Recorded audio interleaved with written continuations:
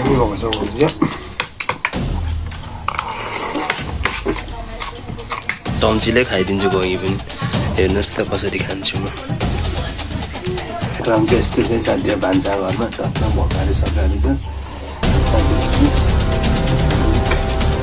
हेरिदिनु होला त्यही चाहिँ भात खानुपर्ने हुन्छ आज फेरि सब्जी के छ हेरौँ घोङ्गी छ आजको सब्जी चाहिँ फेरि कतिको मनपर्छ हजुरहरूलाई घोङ्गी हामीलाई त खाँदा खाँदा नाक लागिसक्यो यता फेरि बेलचन्डा माछा के मासु छ त के मासु सुँगुरको मेरो चाहिँ खाना रेडी भइसकेको छ टक्क यहाँ देख्न सक्नुहुन्छ यता यो चाहिँ बेलचन्डा र माछाको झोल टक्क यहाँ चाहिँ घोङ्गी स्पेसल हाम्रै गाउँघरतिरको यहाँ चाहिँ टक्क हाम्रो पाएको बिहा सुँगुरको मासु रहेको छ अब खान्छु ल म चाहिँ फेरि चम्चीले खाइदिन्छु घोङ्गी पनि हेर्नुहोस् त कसरी खान्छु म ल मैले त स्टार्ट गरेको खानु गइछु खान्छु ल अलिकति देखेन होला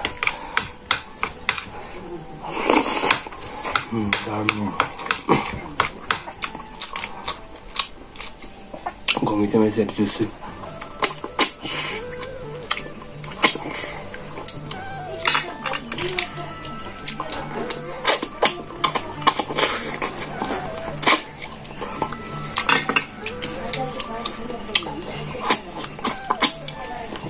चुस्ने तरिका हाल्दैछु मैले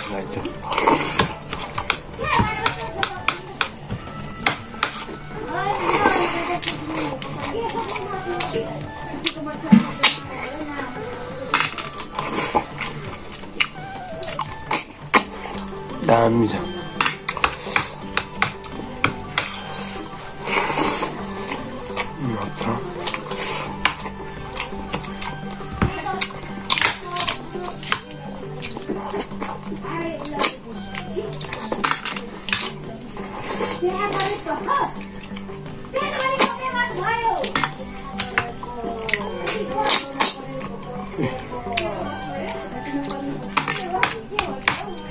बेलचन्डा र माछा नि दामी नै हुन्छ साथी हजुरहरूले खानुभएको छ कि छैन खानुभएको छैन भने ट्राई गर्नु होला हामी त खाइरहेको नि हुन्थ्यौँ होला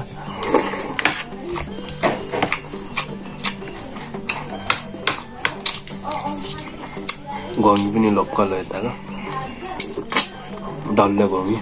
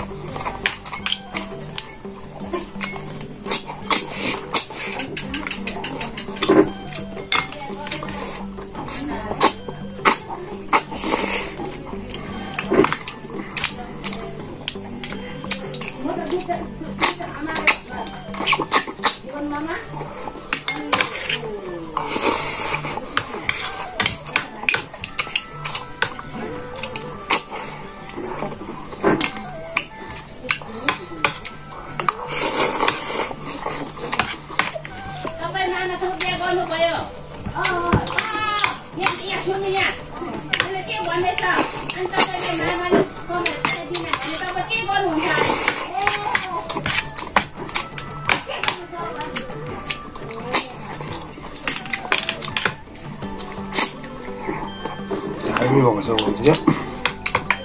म खासै धेरै घोङ्गी चाहिँ खाँदिनँ पहिले धेरै खाएर होला अहिले त खानै मन लाग्दैन त्यति त्यही पनि घरमा पाएको छ खाइदिउँ दामी भएको छ त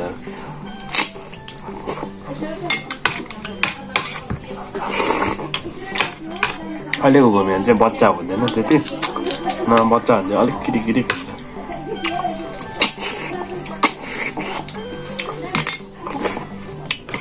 मासु पनि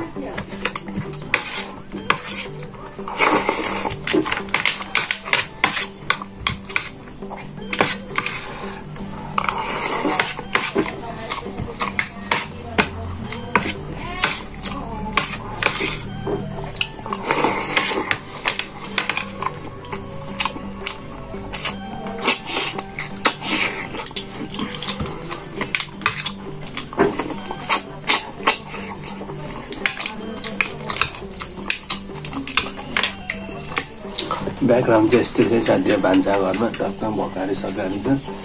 यता भुसुस अलिक हेर्दिनँ होला त्यही पनि राम्रै मानेर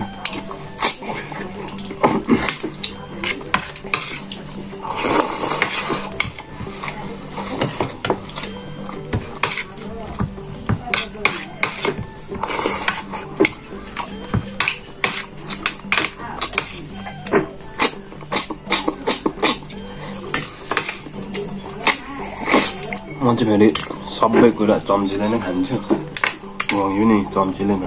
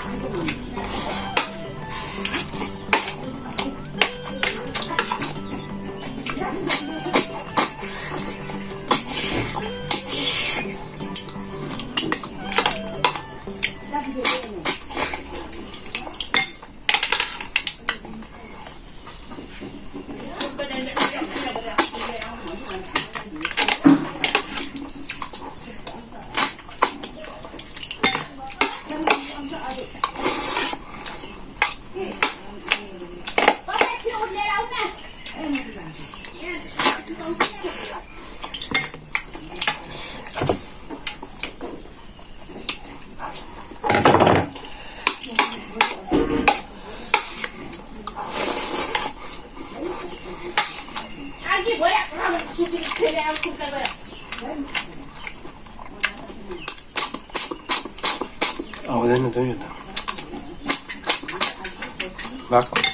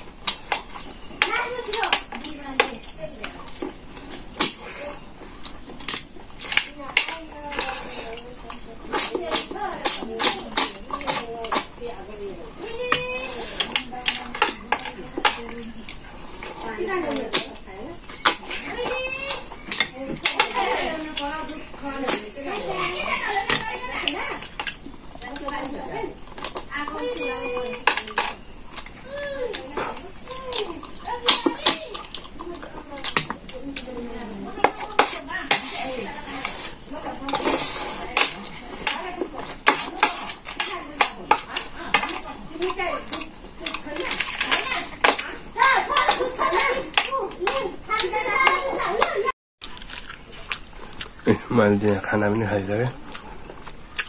क्लिन गङ्गी यता सक्यो सबै दामी भयो खाना चाहिँ कस्तो लाग्यो हजुरहरूलाई हेर्दा कमेन्ट गरिदिनु होला।